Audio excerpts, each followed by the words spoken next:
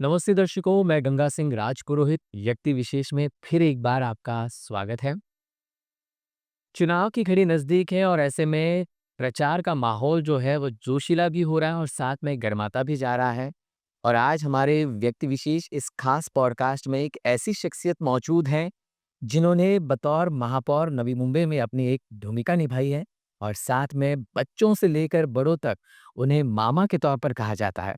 और वो शख्सियत और कोई नहीं तो प्रभाग क्रमांक 6 ड से भाजपा के अधिकृत उम्मीदवार के तौर पर चुनावी मैदान में उतरे हैं सुधाकर सोनावने, जो इस वक्त हमारे साथ खास चर्चा में मौजूद है। सर, बहुत बहुत स्वागत है आपका। पहले तो नमस्ते सर। चुनावी सरगर्मियां बहुत तेज हो चुकी हैं, 15 तारीख को मतदान है। कैसा माहौल मिल रहा है सर? कैसा प्रचार का रिस्पॉन्स है? देखिए गंगा जी, मैं पहले से ही लोकतंत्र को बहुत ज़्यादा महत्व देता हूँ, क्योंकि ये जो लोकतंत्र है ऐसे ही हमें नहीं मिला है। यहाँ लोगों ने लोगों के लिए जो सरकार बनाई जाती है, उस सरकार को हम किस नज़रिए से देखते हैं वो सबसे महत्वपूर्ण होता है।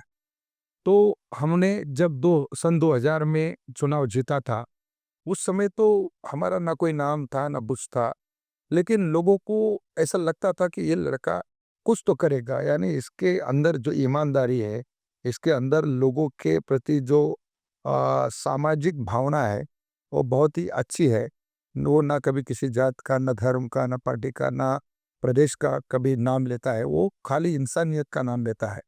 और ये मूल मंत्र हमें लोकतंत्र से मिला है, इस संविधान से मिला है। और ऐसे में हमने जो-जो लोगों के हित के निर्णय हैं, वो निर्णय बेझिझक लिए हैं। भले किसी को थोड़ी तकलीफ हुई होगी, लेकिन निर्णय लिए हैं और उस निर्णय का परिणाम है कि अगले ही 5 साल के बाद तुरंत ही नई मुंबई में निर्दलीय चुनाव 4 बार जीतना मेट्रो सिटी में वो आसान नहीं है। वो सिर्फ़ और सिर्फ़ लोगों के प्रति अच्छी भावना, लोगों के प्रति सजगता, लोगों के प्रति सतर्कता, इसके बदौलत ही ये मिल पाया है। इसलिए चुनावी माहौल क्या है, कैसा है, वो एक दिन से तय नहीं होता है। आपके 5 साल के काम कार्यकाल का वो नतीजा होता है। सर, जिस तरह से आपने कहा कि 4 बार निर्दलीय के तौर पर आपने चुनाव लड़ा और उन्हें जीता भी है उन चुनावों को। मगर इस बार ऐसा क्या मजबूरी थी कि आपको बीजेपी के टिकट पर चुनाव लड़ना पड़ रहा है? क्या कहीं न कहीं डर भी था? नहीं, डर नाम की कोई चीज़ हमारे हमारे डिक्शनरी में है ही नहीं। डर हमें नहीं लगता है। हमारा जन्म है वो पैंथर से हुआ है, इसलिए हमें डर नहीं लगता है। हम सोचने वाले लोग हैं, हम डीप थिंकिंग करने वाले लोग हैं और वो राष्ट्र के हित में जब बाबा साहब अम्बेडकर ने जब इस देश के बारे में, इस दबे-कुचले समाज के बारे में एक अलग-अलग इसमें सोचा है। जब वो एक नेता के रूप में काम करते थे, उनका स्वरूप अलग था। जब वो राष्ट्र निर्माता के रूप से काम करने लगे, संविधान के निर्माता के नाम से काम करने लगे, उस समय उनका रवैया। तो ये सारी चीज़ें जो है, वो आपको पढ़ने के बाद ही मिलेगी। इसका मतलब ये नहीं कि आप स्कूल में, कॉलेज में गए और डिग्री ले लिए तो वहाँ पढ़ाई मिली, वो नहीं मिलेगा। हमारे देश का लोकतंत्र जो है, उसको पढ़ने के लिए हमारे लोकतंत्र को, हमारे देश को निर्माण करने वाले जो राष्ट्र निर्माता जितने भी हैं, उनके चरित्र पढ़ो या तो उनका साहित्य पढ़ो, तब पता चलेगा कि लोकतंत्र हमें क्यों ज़रूरी था और कैसे मिला। वरना डेवलपमेंट तो उस समय भी हो रहा था जब हम आज़ाद नहीं थे और डेवलपमेंट आज भी हो रहा है। देखिए उसके अंदर अंतर क्या है? तो इसलिए डर से हम ना कोई पार्टी में गए, ना कुछ हुआ है। लेकिन परिस्थिति ऐसी है कि जैसे नवी मुंबई महानगर पालिका का निर्माण हुआ, तब से आज तक सिंगल वार्ड के हिसाब से चुनाव होते थे। आज ऐसा नहीं है। आज 4 वार्ड के हिसाब से और हम 2 पहले से ही निर्दलीय तो थे ही, मैं और रंजना, और 2 जो महापा और पावना के जो लोग थे, वो आदरणीय नाइक साहब के साथ में जुड़े। हम भी तो उनके साथ में जुड़े थे, लेकिन हम निर्दलीय जुड़े थे, वो पार्टी से जुड़े थे। और 4 लोगों को खड़ा होना पड़ेगा, जो स्टैंडिंग कॉर्पोरेटर है उसको तो खड़ा करना ही पड़ेगा। तो उसको दिक्कत नहीं होनी चाहिए, उसको पार्टी का कोई ये नहीं होना चाहिए। वैसे वो भी निर्दलीय लड़ने के लिए हमारे साथ में तैयार थे। लेकिन एक हमने और हमारे कार्यकर्ताओं ने जो सुझाव दिया, हमने तो हमेशा ही जब मैं मेयर बना था, तब भी लोग बोलते थे कि आपको किसी पार्टी में नहीं जाना है, पहले नगर सेवक बनो, हम मेयर बन गए। आज भी वैसा है, लेकिन आज कार्यकर्ताओं ने ये कहा कि साहब 11 साल पहले मतदान हुआ था, यानी 2015 में, अब 2026 में मतदान होने जा रहा है। तो उसके बीच में हमने लगातार विधानसभा, लोकसभा में यहाँ कमल जो है वही खिलाया है। आदरणीय नाइक साहब को भाजपा से जिताया, एमपी जो थे उनको जिताया, और ऐसा कोई मिस्टेक नहीं होना चाहिए कि ये दोनों जो निशान है, ये दोनों निशान कभी-कभी कन्फ्यूजन पैदा करते हैं, क्योंकि आज के तारीख में आप देखो कि राष्ट्र नेता के रूप में जो हमारे सामने आदरणीय नरेंद्र मोदी जी की छवि है, और वो लोगों तक है और लोग उनको दोनों निशानों पे जानते हैं। और जब हम यहाँ चुनाव नाइक साहब के कमल के साथ नहीं लड़ते, तो शायद दूसरी जो निशानी है, वो लोगों को अपील कर सकती थी कि हम वहाँ पर ये मोदी जी का निशान है, क्योंकि लोकसभा में हमने उनको भी वोट दिया था। तो ये सारी चीज़ें होती है कि टेक्निकल चीज़ें जब तक आप समझोगे नहीं, तब तक ये सारी चीज़ों का ऊपर निर्णय लेना, भावना से चुनाव नहीं जीते जा सकते। भावना से ना कोई लड़ाई लड़ी जा सकती है। लड़ाई लड़ने के लिए प्रैक्टिकल होना ज़रूरी है, और क्या स्थिति है आज की वो होना ज़रूरी है। ज 8 महीने पहले अगर हमने कमल निशानी पर वोट दिया है और भारी मात्रा में हमारे वार्ड से लोगों ने कमल का चयन किया है, तो आज हमें उस निशानी से नगर सेवक बनने में कोई परहेज़ होना ही नहीं चाहिए। और वो डर से नहीं लिया है, तो प्रेम से लिया है, क्योंकि अगर हम निर्दलीय में खड़े हो जाते, तो आदरणीय नाइक साहब कमल का उम्मीदवार वहाँ नहीं देते थे। लेकिन दूसरा जो है, उसका गलत इस्तेमाल कर सकता था, जो हमने लोकसभा में किया था, तो वैसा होना नहीं चाहिए। इसलिए ये सारे षड्यंत्र को भी पढ़ा जाना चाहिए, षड्यंत्र को भी समझना जाना चाहिए, और बोलते हैं ना, सर सलामत तो पगड़ी 50। तो अभी आप लोग, मैं अकेला नहीं हूँ, और ये चीज़ मुझे रामायण और महाभारत से ये की है कि जब राजा जनता की नहीं सुनता है और अपनी सुनता है, तो राज्य का क्या विनाश होता है, क्या भुगतना पड़ता है। मैं मेरे मूड के लिए अगर ऐसा कहूँ कि अरे मैं यही करूँगा, तो लोकतंत्र सबसे महत्वपूर्ण ये करता है कि लोग तुमको नगर सेवक बनाते, तुम नगर सेवक नहीं बनते हो। इसे लोक भावना इम्पोर्टेंट है। लोक भावना थी कि आप कमल के साथ जुड़ जाओ, हमने वहाँ पर स्वीकार किया है। यानी कि टेक्निकल चीज़ों को सही समझकर उस फिर जाके सुधाकर सोनाव ने इन्होंने ये फैसला लिया। और आखिर में अगर देखा जाए पैनल सिस्टम का जिसका से आपने ज़िक्र किया है, बड़ी ज़िम्मेदारी आप पर है पूरे पैनल को चुनकर लाने में, क्योंकि अब सिर्फ सीमित अपने वार्ड तक नहीं है, क्योंकि 4 वार्ड को एक कुल मिलाकर 4 वार्ड अब एक बन चुका है पैनल के तौर पर। तो कहीं न कहीं आप पर एक बड़ी ज़िम्मेदारी भी है, महापौर आप रह चुके हैं। कैसे देखते हैं चीज़? नहीं, निश्चित रूप से ज़िम्मेवारी तो है ही है। हमारा प्रभाग क्रमांक 6 जो है, ये नई मुंबई का रिकॉर्ड बनाएगा। सबसे अधिक वोट मिलने वाला, या और सबसे अधिक वोटों से जीतने वाला प्रभाग रहेगा।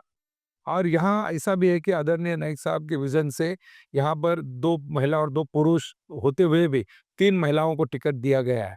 जैसे कि रंजना जी को अ से दिया गया है, वर्षा डोई को ब से दिया गया है, और गंगा पाटिल को क से दिया गया है, और उस सर की ज़िम्मेवारी हम पर दी गई है। और ये 2 महसूली गाँव है, वो गाँव है और कष्टकरियों की बस्ती है, झोपड़पट्टी है। ये सारे इलाकों को मिलकर लोगों के मन में हमारे प्रति अच्छी भावना है। आदरणीय नाइक साहब का जो फेस वैल्यू है, वो महत्वपूर्ण है, उनका विकास का विज़न जो है, वो महत्वपूर्ण है। इसके लिए हमें यहाँ पर जीत के लिए कोई ज़्यादा कष्ट करने की आवश्यकता नहीं है, और जीत सुनिश्चित है। लेकिन ये नहीं है कि आपके सामने थाली परोसी हुई है, अगर हाथ नहीं लगाओगे तो मुँह में जाएगी नहीं। इसलिए यहाँ प्रचार करना, लोगों तक जाना, लोगों को समझाना, ये सारी चीज़ें क्रम प्राप्त है। इसके लिए वो करते हैं और करना पड़ता है। जीत तो सुनिश्चित है इस तरह से आप कह रहे हैं, मगर विरोधी जो उम्मीदवार हैं, वह भी पूरी ताकत और ज़ोर लगाकर मैदान में उतरे हुए हैं। जब तक विरोधी जागरूक नहीं रहेगा, विरोधी ताकतवर नहीं रहेगा, तो आप क्या करोगे? मैं तो उनको 16 आना ये मानता हूँ, क्योंकि वो जागरूक है, इसलिए तो मैं अच्छा हूँ। वो हर मेरे छोटी-छोटी चीज़ों पे ध्यान रखते हैं, अब मैं कोई गलती नहीं करता हूँ। तो इसके लिए मेरी जीत का सबसे बड़ा महत्व तो उनका होना है। इसके लिए उनको चुनावी क्षेत्रों से हटने नहीं दिया, उनको रखा है, ताकत से रखा है कि भाई जो भी फैसला होगा, जनता की अदालत में होगा। अच्छा, जनता के हाथ में, जनता की अदालत में ये फैसला होगा। बिकॉज़ सुधाकर सोनाव ने क्या विज़न लेकर लोगों के सामने जा रहे हैं, क्या विज़न इस बार रखा है? 25 सालों से खुद आप एक छत्र राज यहाँ पर कर रहे हैं, मगर अब सुधाकर सोनावने का विज़न क्या है? देखिए गंगा जी, ये विज़न की बात जब मैं सन 2000 में जीता था, तब तो मेरे पास कुछ नहीं था। ना कोई राजनीतिक परिवार से था मैं, ना कोई ये था, मूवमेंट से जुड़ा हुआ था। लेकिन लोगों को लगता था कि ये जो लड़का है, ये प्रामाणिक है, इसमें मेहनत और लगन है। और जब 2000 से 2005 तक हमने विकास को जिस प्रकार से स्पीड अप किया, लोगों को लगा कि अरे जो विश्वास हमारा था इसने संपादन किया है। और टेक्निकल कारण से हम 2005 से निर्दलीय हो चुके थे, और मैं और रंजना दोनों ने मिलकर जो चीजें इस देश के आम आदमी को आवश्यक है, वो रोटी कपड़ा और मकान, ये सारी चीजें तो है आवश्यक उसमें, लेकिन शिक्षा महत्वपूर्ण है, उनका घर महत्वपूर्ण है। मैं जब जीता था उस समय हमारे सामने कई समस्याएं थी। एक तो समस्या थी कि हमारा घर बचेगा कि नहीं बचेगा। तो सबसे पहले हम जीतने के बाद में हमने झोपड़पट्टी संरक्षण कानून को यहाँ पर नवी मुंबई में लागू किया, जो कि महाराष्ट्र में दूसरे शहरों में लागू था, लेकिन अपने शहर में लागू नहीं था। जिसके चलते हमें काफ़ी दिक्कत आती थी उनको वहाँ पर जो भी सामुदायिक सुविधा है वो मुहैया करने के लिए। तो वो हमने किया है। और उसके बाद में 2005 से आगे चलकर हमने स्कूल में, उसके बाद में पर्यावरण में, उसके बाद में आरोग्य में इतना बड़ा काम किया है कि आप खुद देख रहे हो कि 25 साल में हमारे 2 विद्यालय हैं। तीसरा विद्यालय जो है डफ एंड डम्ब बच्चों से शुरू हुआ था, और आज मल्टी डिसेबल बच्चों के साथ 1500 बच्चे वहाँ पर पढ़ रहे हैं। तो ये कोई साधारण काम नहीं है। मान्यवर कांशीराम जी हिंदी विद्यालय 10वीं तक है। राजर्षि शाहू महाराज विद्यालय वो है। 7000 से अधिक बच्चे वहाँ पढ़ रहे हैं। हमने सिर्फ मतलब झोपड़े बनाने का काम नहीं किया है, तो 25,000 से अधिक पेड़ लगाकर एक घना जंगल, मैन मेड फॉरेस्ट वहाँ पर बनवाया है। तो ये सारे जो काम है, ये काम बोलते हैं। और इस काम को जब आदमी बड़ा होता है, तो उसको मेंटेन करना भी बहुत ज़रूरी होता है। अगर मेंटेन ना करो तो बड़ी-बड़ी हवेली भी बिखर जाती है। इसलिए इसको मेंटेन करने के लिए वही विचार, वही विचारधारा यहाँ होनी चाहिए। ये लोगों का आग्रह है। इसके लिए मामा-मामी फिर एक बार मैदान में है, और मामा-मामी के साथ में हमारी जो 2 बहनें हैं, एक गंगा है, एक वर्षा है। वो दोनों भी यहाँ पर बहुत बम्पर वोटों से जीतेंगे, इसका मुझे पूरा विश्वास है। सर विज़न की बात करते हैं, विज़न का आप इतना सब कुछ पूरा बता दिया, मगर विज़न में साईं बाबा नगर ने आप क्यों नहीं रखा? जिस तरह से उम्मीदवार कह रहे हैं विरोधी दल के कि साईं बाबा नगर को क्यों आखिर उन्होंने नेग्लेक्ट किया 40 सालों से। अब जाके सुधाकर जी कहते हैं कि मतलब साईं बाबा नगर मेरे वार्ड में आता नहीं है, तो फिर स्मशान भूमि का क्यों इतना ज़िद लेकर बैठे थे? या फिर दूसरे जो विकास काम हैं, चाहे वो अश्विन नगर तालाब को लेकर जो मामला हो, स्विमिंग पूल बनाने की इतनी बड़ी बातें की जा रही थी, उसका काम क्यों रोक दिया गया? तो ये आखिर इन आरोपों को आप कैसे देखते हैं? देखिए ये आरोप करने वाले लोग भी मतलब कितने जानकार हैं मैं नहीं जानता हूँ। लेकिन ये सच है गंगा जी, कि साईं बाबा नगर एक ऐसा इलाका है, जो इलाका 2000 से लेके 2015 तक हमारे साथ रहा, और 15 तक का जो विकास है, आप दीजिए वो सब फ़ोटो निकाल के देखिए। 2015 तक लोगों को लाइन से चाली बनाकर 15 फीट का रे रोड बना के दिया गया था। सबके घर में पानी जाता था, सबके घर में बिजली के तार थे। ये सारा था। हमने वहाँ एक तालाब भी बनवाया था, जो तालाब से जंगल में वहाँ पर पेड़-पौधे जो लगे हैं उसको पानी जाता था। वो तालाब किसने पाटा? वहाँ पर श्मशान बनाया गया था, कब्रिस्तान बनाया गया था, वो किसने बेचा?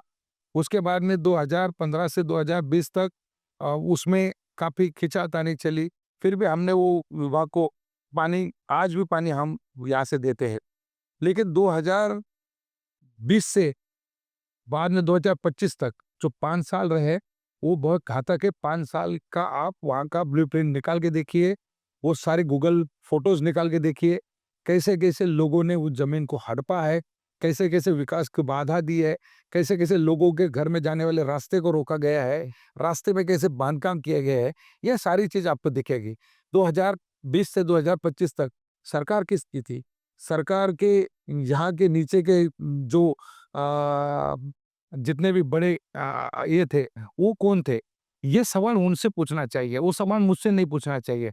2020 से 2025 तक का सफ़र जो है आपने भी देखा है कि कितनी हमारा ब्यूरोक्रेसी के साथ में आदरणीय नाइक साहब के साथ में अच्छा व्यवहार था, इसलिए पानी की टंकी है, स्कूल है, इसका निर्माण तो हुआ है। स्मशान का भी निर्माण, स्मशान आवश्यक ही था और स्मशान ऐसे ही नहीं मिला है। पहले स्मशान था, वो बेचा किसने? इसका इसका भी तो इंक्वायरी होना चाहिए कि जो स्मशान बना था, स्मशान बेच सकते हो आप लोग।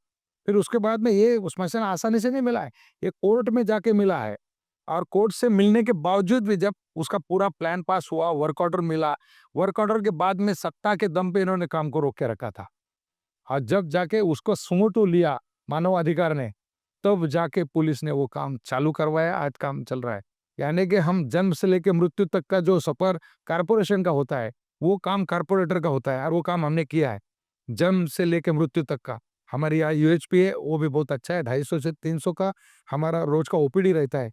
हमारे यहाँ ग्रंथालय बने हैं 2-2, हमारे यहाँ 2-2 स्कूलें बनी हैं जो मातृभाषा में शिक्षा देती है और झोपड़पट्टी में ग्रंथालय होना मुमकिन ही नहीं। हमारे पास 4-4 गार्डन है, वाल्मीकि गार्डन है, म गगनगिरी गार्डन है, उसके बाद बिरसा मुंडा गार्डन है, शाहू महाराज गार्डन है, ये 4 गार्डन है। झोपड़पट्टी में आप कोई सोच सकते हो कि गार्डन होगा? खेल-कूद का मैदान है, सैकड़ों बच्चे हमारे यहाँ पर नेशनल और स्टेट में खेल रहे हैं। आज राज्य का नेतृत्व हमारी काजल शेख कर रही है, राज्य का नेतृत्व हमारा आशीष गौतम कर रहा है। ये सारे बच्चे अगर नेतृत्व कर रहे हैं, ये ऐसे ही अचानक नहीं हुआ है, इसके लिए काम किया है। आप खाली बोलोगे, मैं तो बोलता हूँ ना जो विरोध कर रहे हैं, वो खाली ये बता देवे कि मेरा सुधाकर सोने 25 साल से एक झोपड़ा बतावे कि उसका सुधाकर सोने का। आज आपके कितने झोपड़े?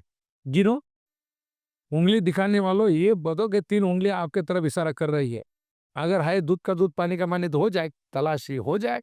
यानी आप खुली चुनौती दे रहे हो? खुली चुनौती का नहीं, मैं चुनौती दूँ किसको? चुनौती देने के लायक कोई है यहाँ पर?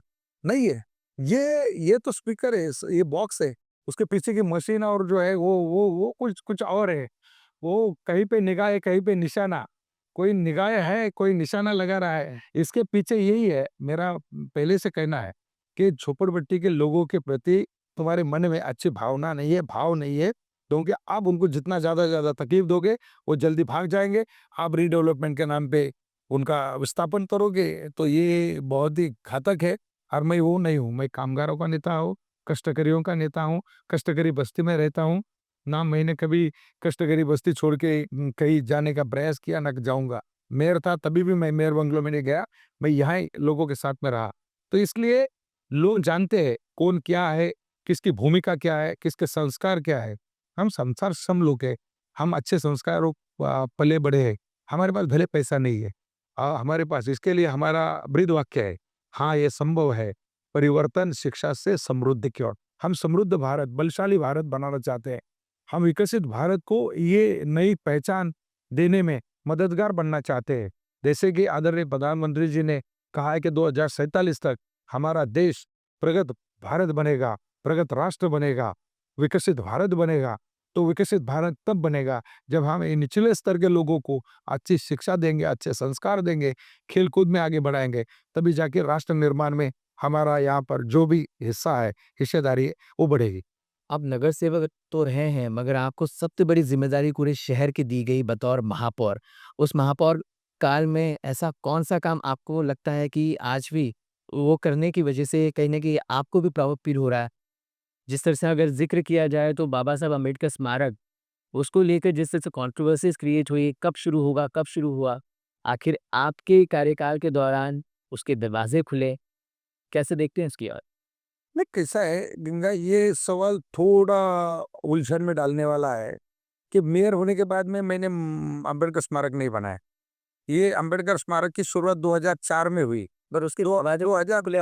2004 में वहाँ पर उसका प्रस्ताव लाया गया, उसका कामकाज शुरू हुआ, कई बाधाएँ उसमें आई और 2011 में वो बाधा हम पूरी करने में मतलब सफल हुए। 2011 में वहाँ पर काम शुरू हुआ। 2011 के बाद में 2017 में हमने वहाँ पर पहले चरण का जो उद्घाटन आदरणीय शरद पवार साहब हाथों वहाँ पर किया गया। लेकिन उसके बाद भी वो उनके बारे में जो भी है, हमने तो सभागृह का हमारा आप भाषण सुन लीजिए कि आपने बाबा साहब अम्बेडकर स्मारक को भ्रष्टाचार का अड्डा बना दिया। यानी कि सिर्फ भावना से खिलवाड़ मत करो। भावना से खेलते-खेलते लोगों ने वो कहाँ से कहाँ उसका एस्टीमेट पहुँचा दिया, किस लिए ब पहुँचा दिया। तो लोगों के मन में ये आए कि अरे अम्बेडकर स्मारक के लिए इतना पैसा क्यों खर्च कर रहे हो? अरे आपको इतना नहीं समझ में आता है कि बाबा साहब अम्बेडकर के स्मारक में आज जो चीज़ रखी गई है, वो चीज़ अगर आप पढ़ोगे, तो देश कैसे बना है, देश किसने बनाया और किस लिए बनाया, वो आपको मालूम पड़ेगा। इतना साहित्य वहाँ पर रखा गया है। इसलिए बाबा साहब कहते थे कि मैं पुतले में नहीं, पुस्तक में मिलूँगा। तो पुस्तक पढ़ना चाहिए, पढ़ना ये करना चाहिए। तो गंगा जी, ये बात अलग है कि मैं मेयर बनने के टाइम में उसका पहला उद्घाटन हुआ। लेकिन मुझे इतना ज़रूर मालूम है कि जो माध्यमिक के जो बच्चे 9वीं 8वीं 9वीं 10वीं के, उन बच्चों को कपड़ा नहीं मिलता था, मध्याह्न भोजन नहीं मिलता था। और जब उसी समय मेरा जो सरफिरे आयुक्त थे, उनके साथ में कुछ उलझ गया था। फिर उसके बाद आए हुए जो आयुक्त थे, आदरणीय रामास्वामी, वो उ उनको मतलब हम समझाने में कामयाब रहे और लोगों को मध्याह्न भोजन मिलने लगा। 2 किलोमीटर से अधिक लंबा रहने वाले बच्चों को स्कूल के लिए बस मिलने लगी। तो ये सारी चीज़ें जो है, आप सारे नई मुंबई को अगर देखोगे, मेट्रो सिटी को देखोगे, स्मार्ट सिटी को देखोगे, तो ये तुच्छ है। लेकिन मैं हमेशा ये कहता हूँ कि आपके घर में रात को जब रोटी या तो सब्ज़ी बचती है और सुबह आप उठा के डस्टबिन में डालने को जाते हो, तब डस्टबिन के बाहर बैठा हुआ जो भिखारी, उसको वो फ्रेश खाना मिलता है। अगर जाने घाई-घाई में आप भूल जाते हो और शाम को डालते हो, तब उसको बासी मिलता है, लेकिन क्योंकि आपके घर में बदबू आने लगती है। तो ये नहीं होता है, आपकी प्रायोरिटी और उसकी प्रायोरिटी में फ़र्क होगा, लेकिन देश है, हमारा देश कश्मीर से कन्याकुमारी तक जब जुड़ा है, तो उसके पीछे कई भावनाओं का कत्ल यहाँ पर हुआ है, कई भावना यहाँ पर सूली पर चढ़ाई गई, उसके बाद ये भाईचारा बना है। और ये भाईचारा ऐसा ही नहीं बना, ये देश ऐसा ही नहीं बना है। ये देश के पीछे बहुत बड़े-बड़े विचारवंतों ने अपने विचारों को वहाँ पर रखा और परखा और एक-दूसरे को स्वीकार किया। वैसे ही ये कॉस्मोपॉलिटन शहर में हमारे पास 5 लाख रुपए फ़ी भरने वाले भी स्कूलें हैं। जिसके पास 5 रुपए नहीं है स्कूल में जाने के लिए, वो भी स्कूलें हैं। तो ये इक्वालिटी जो है, ये इक्वालिटी को बरकरार रखने के लिए लोग कुछ माँगते नहीं है आपसे। लोग माँगते ये है कि हम जिस हाल में उस हाल में हमें जीने दो। हमें दर-दर के ठोकरें खाने के लिए मत छोड़ो। तो इसलिए झोपड़पट्टी में रहने वाला आदमी है कि यार रीडेवलपमेंट कर रहे हैं, चलो भगो यहाँ से। तो वो नहीं होना चाहिए, वो उसके हाल में है ना। जब शहर बन रहा था, तो उसने खुद अपना चटाई पत्थर का झोपड़ा बनाया, नहीं। आज उसके बच्चे पढ़ रहे हैं, आज उसने अच्छा थोड़ा आशियाना बनाया। जबकि घर देना, निवारा देना ये सरकार का काम है, उसके बाद उसने खुद ने किया है। तो आज कहाँ से ऐसे लीडर पैदा हो गए कि अरे हम इसको आपको टावर बना के दें, किसने घर माँगा था टावर में? तो ये सारी चीज़ें जो है, ये कोई मायने नहीं रखती है। ये सिर्फ़ सवाल खड़े करने वाले लोग हैं, सवाल का हल ढूँढने वाले नहीं, हम हल ढूँढने वाले, सवाल खड़ा करने वाले नहीं हैं। जाते-जाते जनता जनार्दन से, मतदाताओं से क्या अपील करना चाहेंगे? चूँकि 15 जनवरी को मतदान है।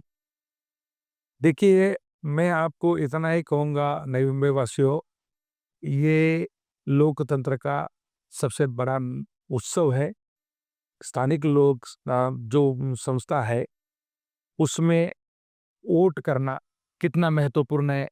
कल आप ये नहीं कह सकते कि मेरे पास पानी नहीं मिला है, शुद्ध जल नहीं है, अच्छा रास्ता नहीं है, अच्छी लाइट नहीं है, अच्छे स्कूल नहीं है, ये कहने का आपको कोई हक नहीं होगा। जब आप वोट करोगे, आपका अधिकार वहाँ पर ये करोगे, तब ये अधिकार भावना से आपको पूछने का अधिकार रहेगा। इसलिए हाथ जोड़ के विनती करता हूँ कि आने वाले 15 तारीख को आप अ, पक्का सारे काम छोड़कर वोट कीजिए। और जैसे कि हम कह रहे हैं कि मैं भाजपा से उम्मीदवार हूँ, तो निश्चित रूप से कहूँगा कि नवी मुंबई का जो फेस वैल्यू है, नवी मुंबई का जो चेहरा है, विकास चेहरा है, जिन्होंने 25-30 साल से लेके आज तक किसी भी प्रकार से यहाँ कोई टैक्स बढ़ाया नहीं है और कभी कोई मतलब छूटशाही का काम नहीं किया है। ऐसे आदरणीय गणेश जी नाइक साहब के विचारों के साथ चलकर भाजपा का कमल जो है, उसका निशान वहाँ पर दबाकर आप उनको भारी वोटों से जिताएँ। ये भी अपील मैं नई मुंबई वासियों से करना चाहता हूँ। बहुत-बहुत धन्यवाद हमसे इतनी चर्चा करने के लिए। तो ये थे डबाली प्रभाग क्रमांक 6 से भाजपा के अधिकृत उम्मीदवार सुधाकर सोनावणे जी, जिन्होंने विज़न तो अपना रखा ही है, मगर इसके साथ उन्हें विश्वास है पूरी तरह से कि पैनल 6 के चारों जो उम्मीदवार हैं वो बम्पर वोटों से अपनी जीत दर्ज करेंगे। मगर आने वाली 16 तारीख को पता चलेगा कि जनता जनार्दन अपनी अदालत में किसके समर्थन में अपना फैसला सुनाती है। तब तक के लिए, आज के लिए व्यक्ति विशेष में इतना ही। मुझे दीजिए इजाज़त। नमस्ते।